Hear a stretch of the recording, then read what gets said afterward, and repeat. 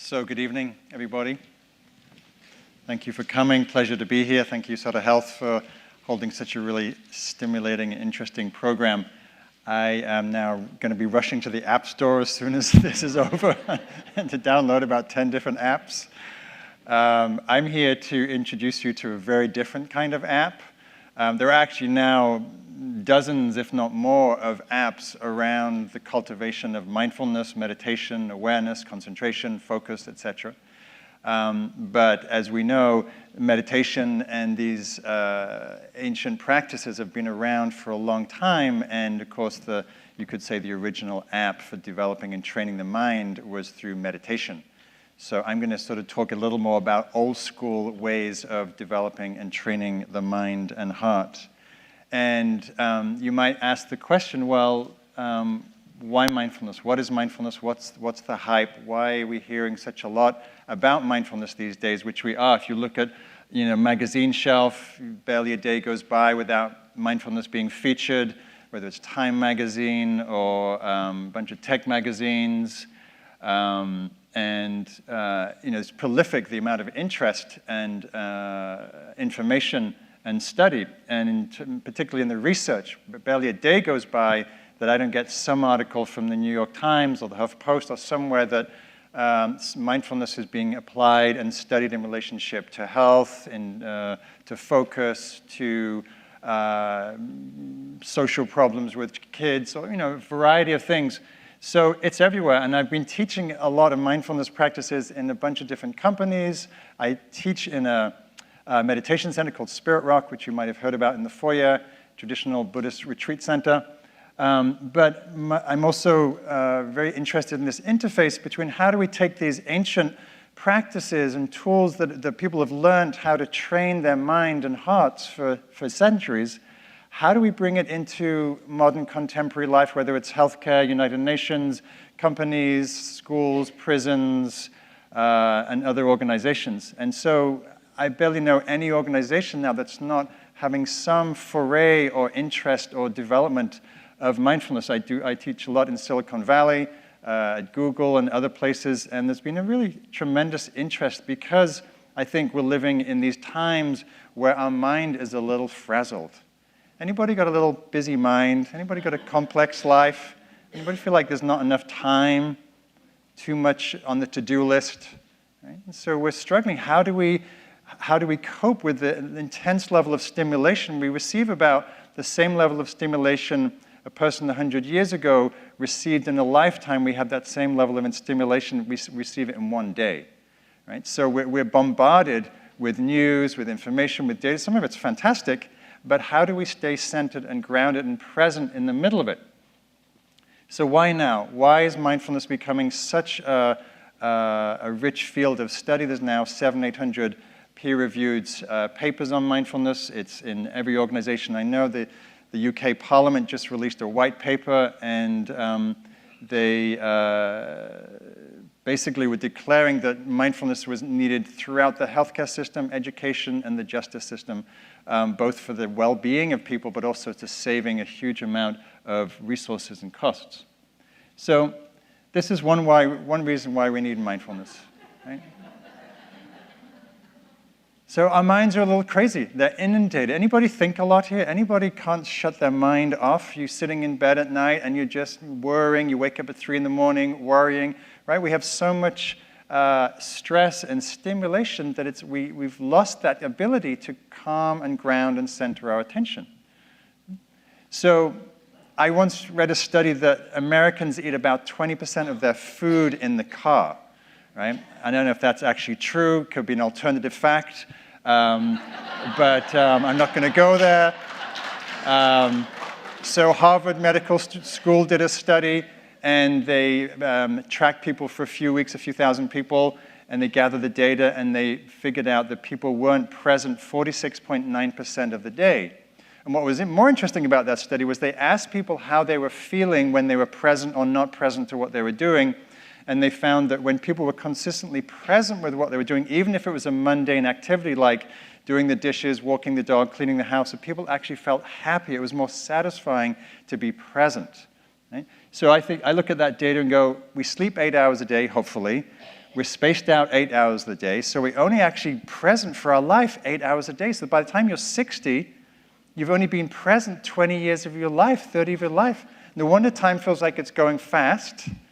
No wonder we feel like, hey, I'm missing out on something.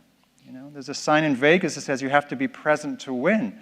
Life is amazing and beautiful and wonderful, and we need to be present for it, for our children, for the beautiful sunrise, for whatever it is that we're paying attention to. So one sociologist called the state of attention we live in is constant partial attention, in that our attention is always divided. You know, we're driving and we're talking like this guy. We're at home on the phone, but we're house cleaning. We're at work and we're in a conference call, but we're checking our email. Right? Our attention is scattered, divided, and over time, that leads to a sense of feeling scattered and a sense of attention deficit disorder where our attention can barely sustain itself. I just read a study that our attention in the last, I think, 10 or 20 years has reduced from 12 seconds to 8 seconds, the amount of time that the average person can concentrate. A goldfish can concentrate and focus for 9 seconds. So now our level of attention has gone below the level of goldfish. I don't know how they figured out how goldfish pay attention, but that's for the researchers. So, you know, and as we just heard, that multitasking doesn't actually work. It makes it's lower quality. We don't do tasks so efficiently, and leads to a general sense of dissatisfaction. And also, we're living in times of unprecedented stress, whether it's work, whether it's family, whether it's economic, whether it's political now for many of you, and particularly in the healthcare system, unprecedented levels of burnout amongst physicians and nurses, etc. And so there's a need to ask, you know, how do I stay grounded? How do I stay centered and calm in the midst of the inevitable challenges, right? The challenges aren't going to go away. Right? Life isn't going to get any easier necessarily. So how do I find a skillful way to relate to the challenges in my life so the stresses can be transformed into something that we can find workable and manageable? And one other thing I want to talk about, again, not quite related to what I regard as the epidemic of our times, but I do think, which is stress, but I think a related epidemic is this phenomena of the inner critic. And I mention this partly because I've just written a book about it called Make Peace with Your Mind, How Mindfulness and Compassion Can Help Free you from the Inner Critic. And anybody have a judging mind? Anybody notice a little hard on themselves? Yeah, probably most of the room. I would say 97% would be a good average. And this is also a stress. I mean, we heard also in the last talk of this drive to excel, to perform, to excellence, and the high standards and high pressure we put on ourselves, and the impossible standards that we expect of ourselves in our relationships, in our parenting, in our work, in whatever we do, leads to a tremendous amount of inner stress. Leads to, I think, a sense of unworthiness when we believe those judging, critical voices, and to a sense of feeling like an imposter. 70% of the population now report that they feel like a fraud, that if people really knew what you were like at work, they would fire you. If your partner really found out what you were like in their relationship, they would leave. Right? This sense, if we listen to those inner critical voices, we start to feel diminished and unworthy and less. And so it's important that we learn how to work with our mind as well as with the external stresses. So how do we do that? So what I'm going to talk about mostly is mindfulness.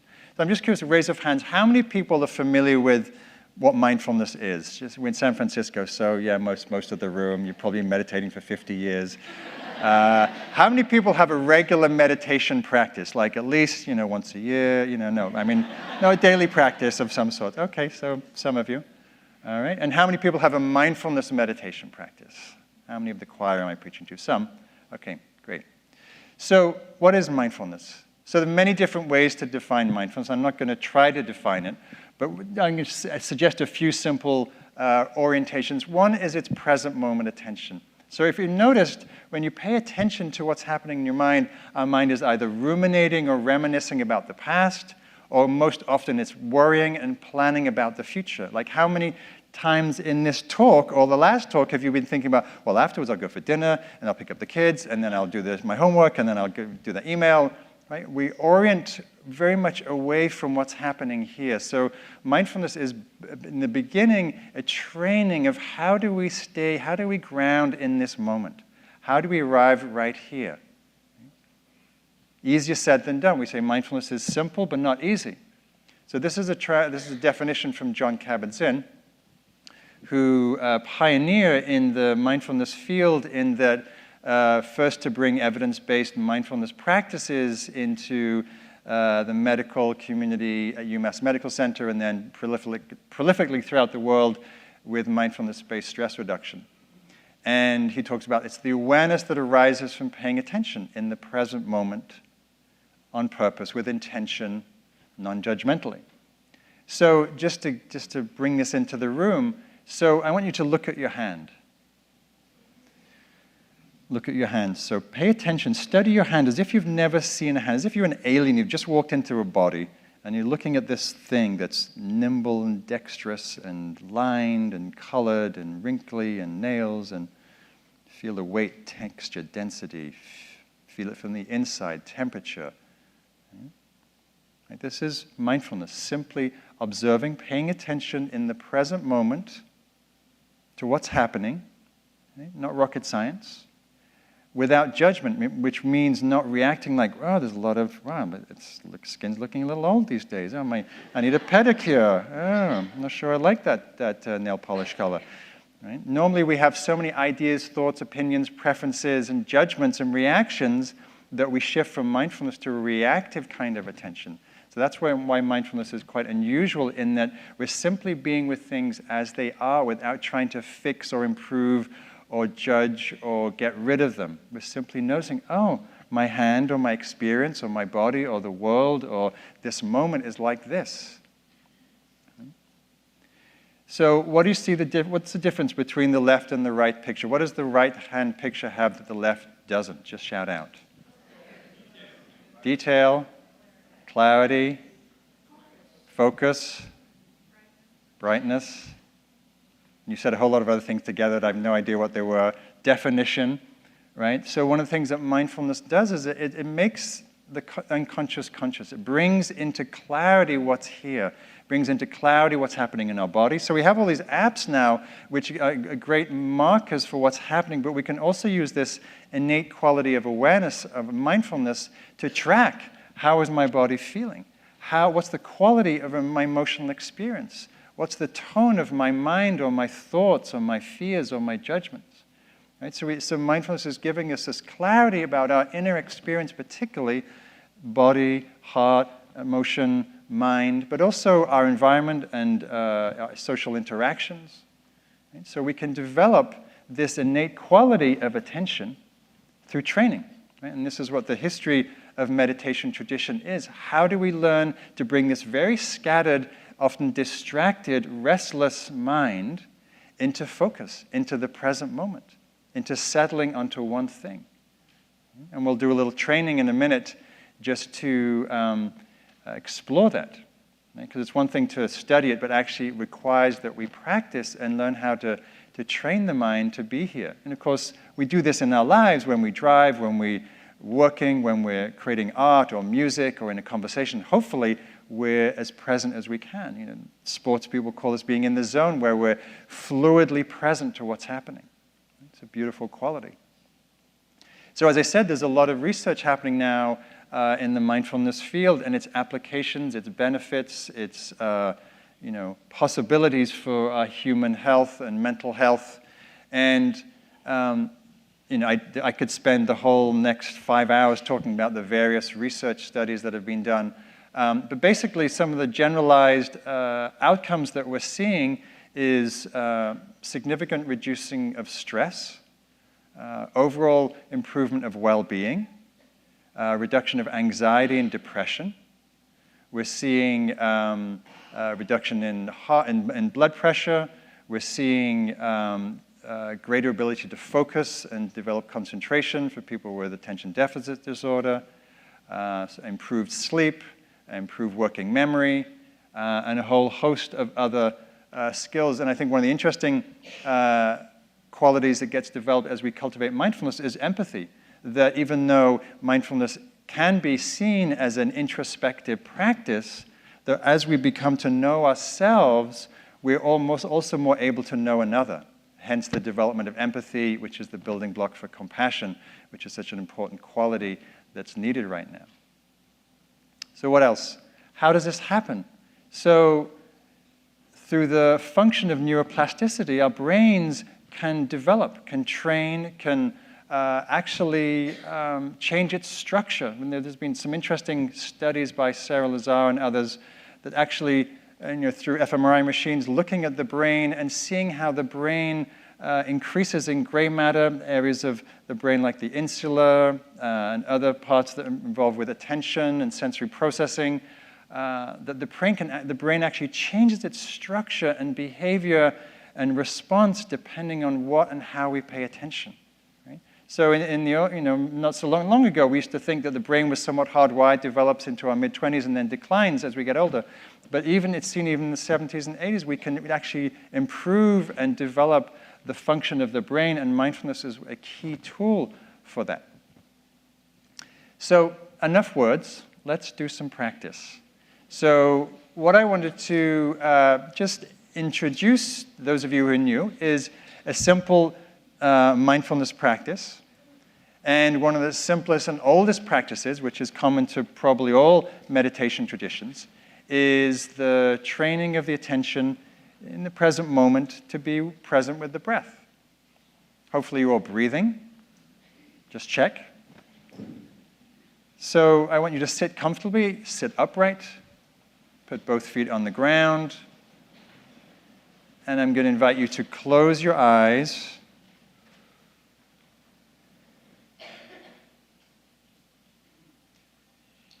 And first, just turn that lens of attention inwards. So we've been looking here for the past hour, listening to the speakers, to the screen. Just notice, what are you present to in this moment? What calls your attention?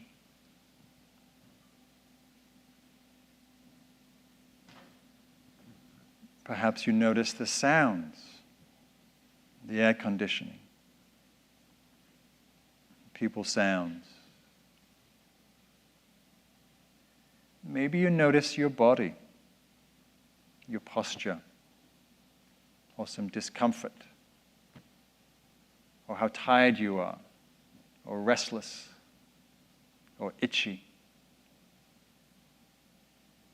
Or maybe you notice the chair that you haven't noticed the whole time you've been sitting. Maybe you notice the softness or the hardness. Or you notice the floor. Or the coolness of the air on your hands. Or your face. Maybe you notice how you're feeling. You tune into your emotional experience.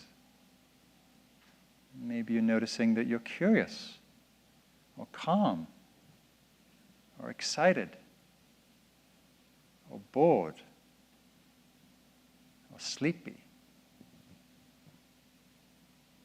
Or perhaps you're drawn to the mind and seeing how busy the mind is, planning, thinking, strategizing, arguing, remembering, judging. Mindfulness is simply noticing what's happening as it's happening. Being present to your moment-to-moment experience without reaction, without resistance, without trying to make it better or get rid of anything, simply meeting your experience, allowing it to be as it is. This moment is like this. Hearing is like this. Sensing my body is like this.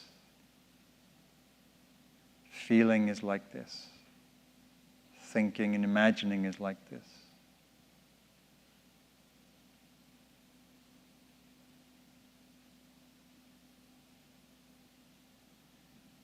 So that's a more general quality of awareness. And now we're going to bring that lens of attention we're going to gather to a single point. We're going to gather that open awareness into a more focused quality of attention. So shift your attention to your breathing without changing your breath. Just notice how the body is breathing, breathing naturally by itself.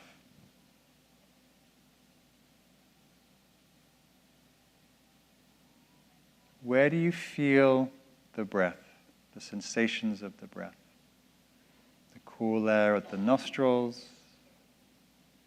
the expansion and lifting of the rib cage and chest, the moving in and out of the belly, diaphragm. Let your attention settle where you feel the breath most distinctly. And just let your attention stay present there for the full duration of an in-breath, full duration of an out-breath. Notice the pause between breaths.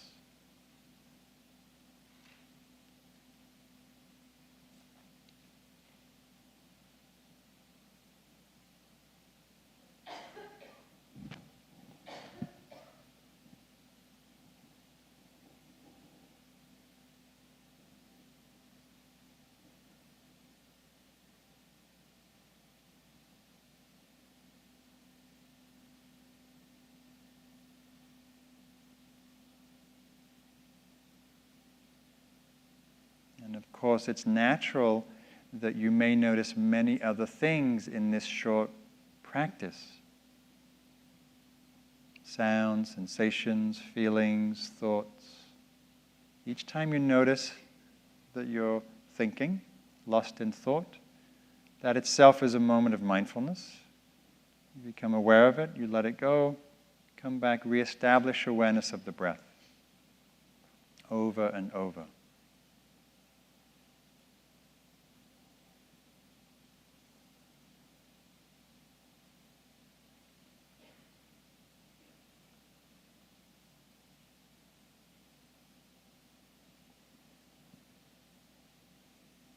Breathing in, I know I'm breathing in.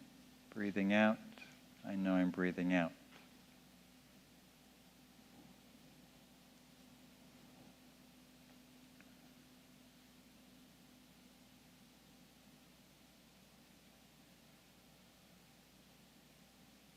And the last few moments of the practice, no matter how far the attention may have wandered, mindfulness is very forgiving in that we begin again over and over. So these last few moments, simply attending to breath.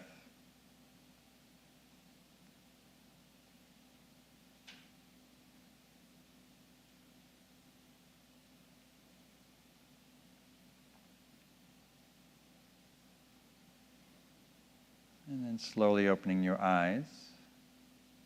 Being aware of seeing and moving, hearing, adjusting your posture. So that's a very simple introduction to mindfulness practice, where we simply be present to what's happening, and we can also choose to focus that attention. Could be the breath, could be the body, could be the sounds.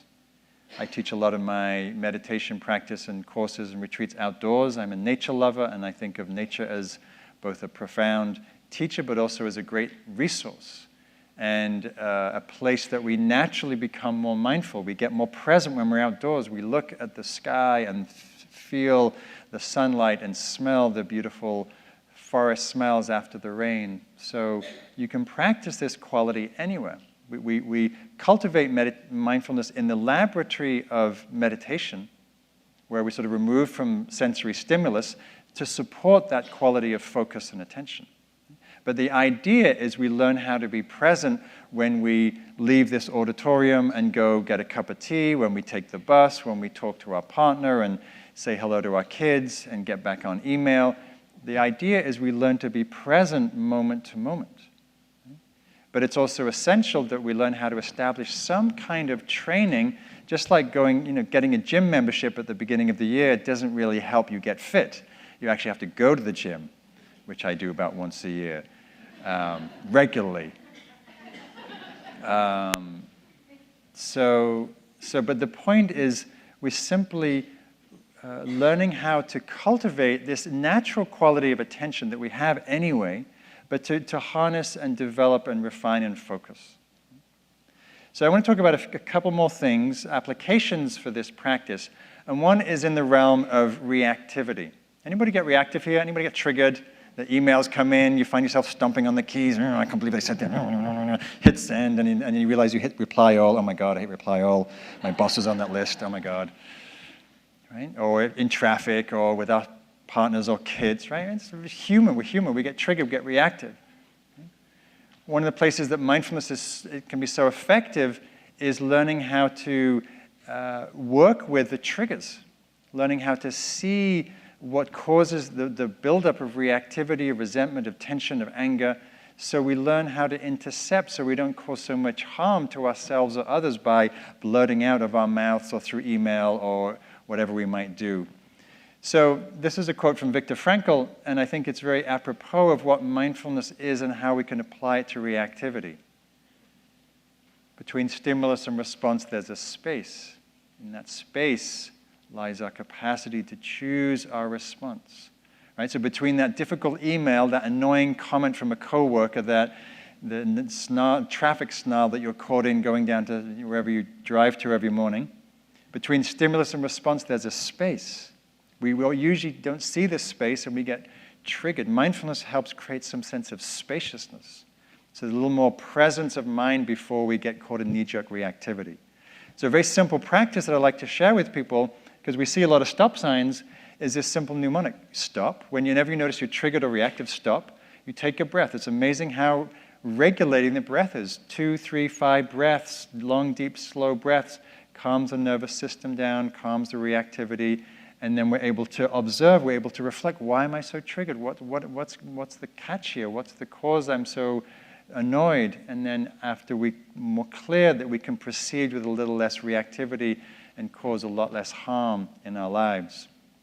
So just to summarize, mindfulness practice, evidence-based, cultivation of awareness, the innate quality of attention that we can refine.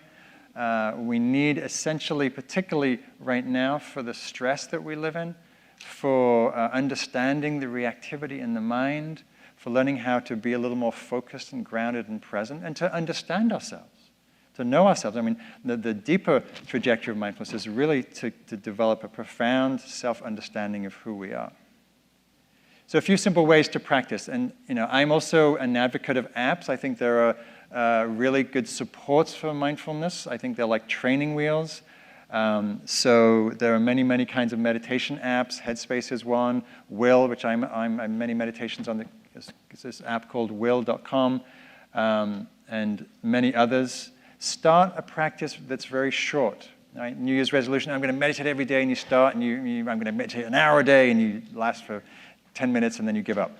Right? Start small. Start for a minute a day, 5 minutes a day, 10 minutes a day, whatever feels easy, useful. Find some guidance with an app. Do it yourself. Simple breath practice, just like we did. Do it in a regular routine. Do it before you jump on email. I'm an advocate of alarm clocks. Those those old-fashioned things are alarm clocks, not you waking up with your iPhone. As soon as we get on email, that kind of intention for practice disappears. Find others to practice with. We live in the Bay Area. There's tons of places to learn mindfulness and meditation. Find others to support you. And then stay inspired. Remember, why do you practice? Because to get up in the morning every day at 6 a.m. or whatever it is, the time you get up before work, to meditate, that requires some focus and some inspiration. Right? So the more we're motivated we are, the more likely we are to do it. So just a few resources, many more. Go to my website, and there's plenty more on there, or others. And lastly, thank you for being here, and thank you for your practice.